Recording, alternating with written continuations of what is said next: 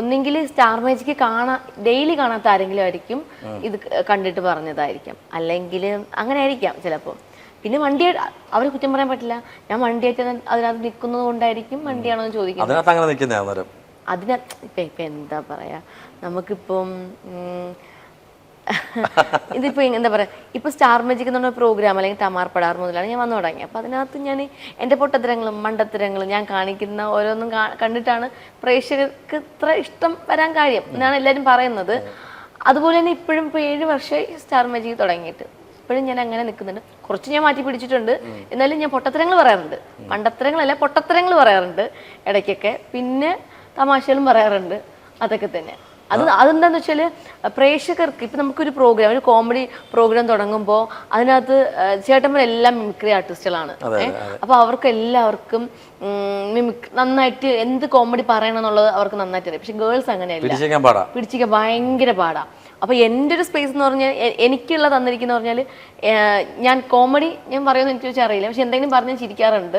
സ്കിറ്റൊക്കെ പറയുമ്പോൾ അതിലും ചിരിക്കാറുണ്ട്. ഇല്ല, ഞാൻ ചിരിക്കാറുണ്ട്. പിന്നെ എല്ലാവരും ചിരിക്കാറുണ്ട്. പിന്നെ ഞാൻ എന്തെങ്കിലും പൊട്ടത്തരം പറയുമ്പോഴും ഏറ്റവും കൂടുതൽ ചിരിക്കും. അപ്പോൾ വീണ്ടും വീണ്ടും ചോദിക്കും എന്താ പറയുക. അപ്പം ഞാൻ കുറച്ചും കൂടെ കൊടുക്കാൻ ശ്രമിക്കും. ആദ്യം സ്റ്റാർ മാജിക്ക് പോകുന്ന ടൈമിലൊക്കെ ഞാൻ സത്യം പറഞ്ഞാൽ ഞാൻ ശരിക്കും മണ്ടത്തരം പൊട്ടുന്ന ഒറിജിനലായിട്ട് വന്ന് നിന്ന് അഭിനയിച്ചതല്ല, ആയുധം. കാരണം നമുക്കറിയത്തില്ലല്ലോ. പിന്നെ മനസ്സിലായി ഇവർക്ക് ഇതാണ് വേണ്ടതെന്ന്. പിന്നെ ശരിക്കും ഞാൻ കൊടുക്കാൻ തുടങ്ങി. അങ്ങനെ നിന്ന് തുടങ്ങി. എനിക്ക് ഇഷ്ടമാണ്. പക്ഷെ അതിനകത്ത് അങ്ങനെ നിന്നാലേ കാര്യമുള്ളൂ. കാര്യമല്ല, ഇപ്പം എന്തെങ്കിലുമൊക്കെ പറഞ്ഞാൽ മാത്രം അവര് ആളുകൾ എന്തിനാണ് പ്രോഗ്രാം കാണുന്നത്? സ്റ്റാർ മാജിക് ചിരിക്കാൻ വേണ്ടിയിട്ടല്ലേ.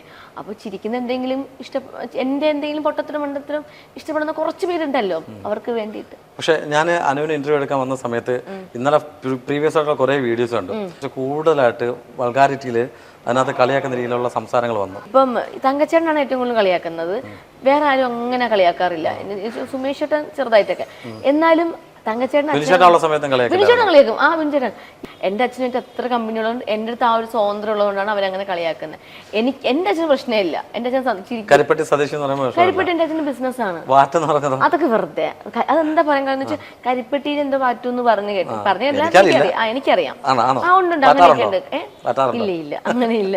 അപ്പോൾ അതുകൊണ്ടായിരിക്കാം ചിലപ്പോൾ അങ്ങനെ. അത് വെറുതെ കളിയാക്കാം. അതുകൊണ്ടല്ലേ ഞാൻ ചിരിച്ചങ്ങ് കളയുന്നത്.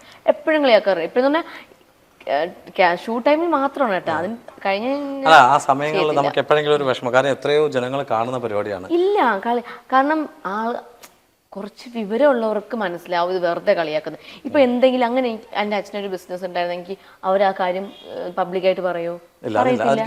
ഒരിക്കലും പറയും. നമുക്ക് എന്ത് ബിസിനസ്, ഇപ്പൊ മീൻ കച്ചവടമാണെന്ന് വിചാരിച്ചോ, ആ മീൻ കച്ചവടം വെച്ച് കളിയാക്കാറുണ്ടോ അവര്? അതൊരു ബിസിനസ് അല്ലേ. അപ്പൊ അവര് അങ്ങനെ ഇത് തമാശക്ക് പറയുന്നതാ. ഉണ്ട്, കരിപ്പെട്ടി എന്നുള്ളൊരു ബിസിനസ് അച്ഛനുള്ളത് കൊണ്ട് അവര് വാറ്റ് അങ്ങനെയൊക്കെ പറയുന്നത്. ഞാൻ ജനിക്കുന്നതിന് മുന്നേ അച്ഛനുണ്ട്. കരിപ്പട്ടി ബിസിനസ് ഉണ്ടായിരുന്നു.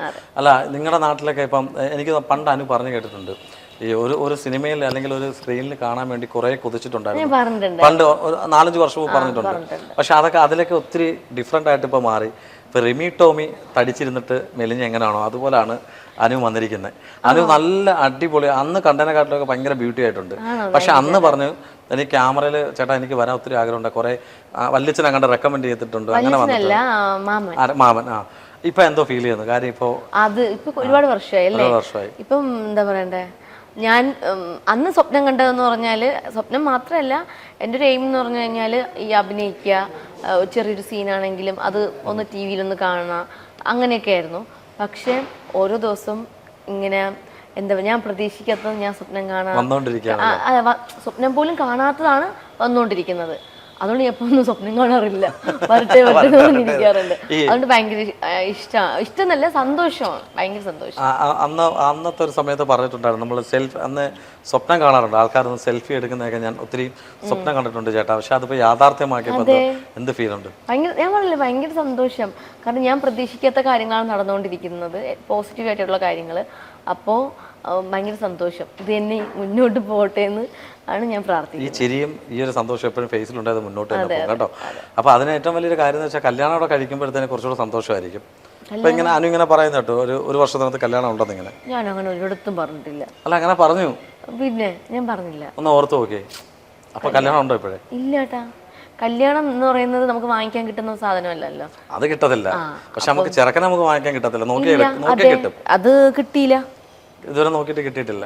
എനിക്ക് കിട്ടിയില്ല. എന്റെ വീട്ടുകാർ നോക്കുന്നുണ്ടോന്ന് ചോദിച്ചാൽ അവര് പറഞ്ഞിട്ടുണ്ട് നിനക്ക് ഇഷ്ടപ്പെട്ട ഒരാളെ കല്യാണം കഴിച്ചോളാണ് പറഞ്ഞിരിക്കുന്നത്. പണ്ടൊക്കെ ആണെങ്കിൽ ഞങ്ങള് പറഞ്ഞു തരുന്ന ആളെ കല്യാണം കഴിച്ചാൽ മതി എന്ന് പറഞ്ഞിരുന്ന ടീമാ. പക്ഷെ ഇല്ല, നടക്കത്തുന്നില്ല. അവർക്കറിയാം ഞാൻ ചൂസ് ചെയ്യുന്നതെല്ലാം നന്നായിരിക്കും. ഞാനിപ്പം എൻ്റെ കാര്യങ്ങളൊക്കെ ഞാൻ തന്നെയാണ് നോക്കുന്നത്, എല്ലാ കാര്യങ്ങളും. ഇപ്പം ഈ പറയുന്ന പോലെ ഈ ഇനാഗുറേഷൻ്റെ കാര്യങ്ങൾ കണക്ട് ചെയ്തതും ഞാൻ തന്നെയാണ്, കോസ്റ്റ്യൂമിൻ്റെ കാര്യം ഞാൻ തന്നെയാണ്, മേക്കപ്പും ഞാൻ തന്നെയാണ്, ഹെയർ സ്റ്റൈലും ഞാൻ തന്നെയാണ്, എല്ലാ കാര്യങ്ങളും ഞാൻ തന്നെയാണ് നോക്കുന്നത്.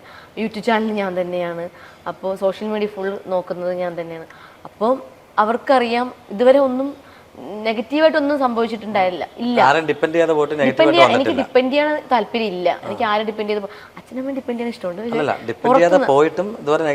വന്നിട്ടില്ല. അപ്പൊ അവർക്കറിയാം ഞാൻ എന്ത് തീരുമാനം എടുത്താലും അല്ലെങ്കിൽ ഞാൻ എന്ത് ചെയ്താലും അത് നല്ലതായിരിക്കും എന്ന് അവർക്ക് നന്നായിട്ട് അറിയാം.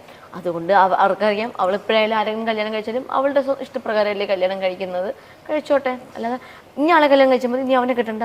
ഇപ്പം ഞാൻ ഒരാളെ സ്നേഹിക്കുന്നുണ്ടെങ്കിൽ അമ്മ ഞാൻ ഇയാളെ സ്നേഹിക്കുന്നത്, അവൻ വേണ്ട അത് ശരിയാവില്ല എന്ന് അങ്ങനെ പറയത്തില്ല. അല്ല, ഇതൊരു പറഞ്ഞില്ല, നോക്കുന്നില്ല. നിനക്ക് എപ്പോ കല്യാണം കഴിക്കണമെന്ന് തോന്നുന്നോ അപ്പൊ നീ കല്യാണം കഴിച്ചു. അങ്ങനെ ആരെങ്കിലും പ്രപ്പോസൽ വന്നിട്ടുണ്ടോ എനിക്ക് ഇങ്ങോട്ടോ? സീരിയസ്ലി ഇല്ല, സീരിയസ്ലി എനിക്ക് എനിക്ക് ഈ ഒരു ഫീൽഡിൽ വന്നതിന് ഇല്ല, അല്ല എനിക്ക് വന്നിട്ടില്ല. വന്നിട്ടില്ല. അങ്ങനെ ആരും ഇഷ്ടം പറഞ്ഞു വന്നിട്ടില്ല.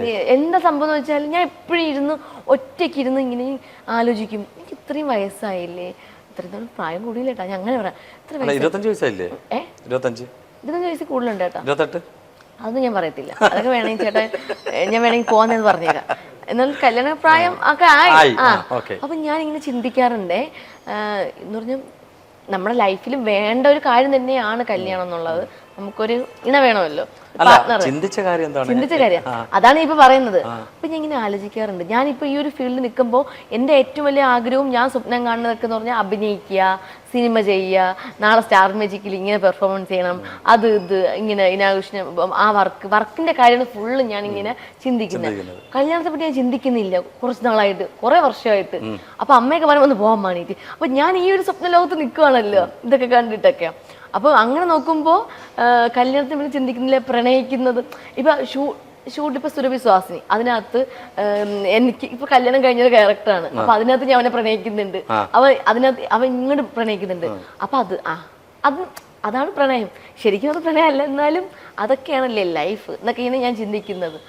അതുകൊണ്ട് എനിക്ക് ഒറിജിനലായിട്ട് എനിക്ക് പ്രണയിക്കാനും തോന്നുന്നില്ല, കല്യാണം കഴിക്കാനും ആ സമയത്ത് തോന്നുന്നില്ല. അല്ല, നീ പറഞ്ഞു വന്നപ്പോഴേ എനിക്ക് തോന്നിയത് ഇങ്ങനെ ഇരുന്നിട്ട് അനു പറയാൻ വന്നത് അതാണ് ചേട്ടാ. ഞാൻ ആലോചിച്ചു, എന്നെ ആർക്കും ഇഷ്ടപ്പെടുന്നില്ല, എന്നെ ആരും പ്രപ്പോസ് ചെയ്തിട്ടില്ല. അങ്ങനെയല്ല, ഞാൻ ചില സമയത്ത് ഇങ്ങനെ ആലോചിക്കാറുണ്ട്, ഞാൻ കാണാനൊക്കെ അത്യാവശ്യം സുന്ദരിയാണ്.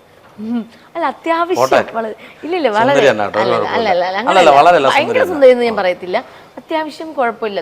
ഒരാൾ നോക്കി അയ്യെന്ന് പറയത്തില്ല, അയ്യെന്ന് പറയത്തില്ല, അയ്യെന്ന് പറയത്തില്ല.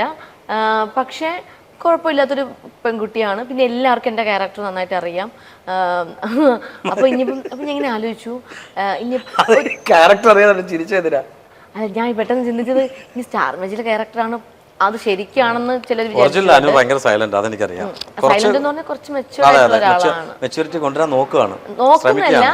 ആണ്. പക്ഷെ സ്റ്റാർ മാജിക്കിന്റെ ഫ്ലോർ കയറുമ്പോൾ ഞാൻ ശരിക്കും കുഞ്ഞായിപ്പോ. മെച്ചൂരിറ്റി കൊണ്ടുവരാൻ ശ്രമിക്കുമല്ലേ? ശ്രമിക്കുക. വന്നോ മെച്ചൂരിറ്റി? വന്നോ? ഇടയ്ക്കൊക്കെ വരാറുണ്ട് ചില സമയങ്ങളിൽ. അതെ.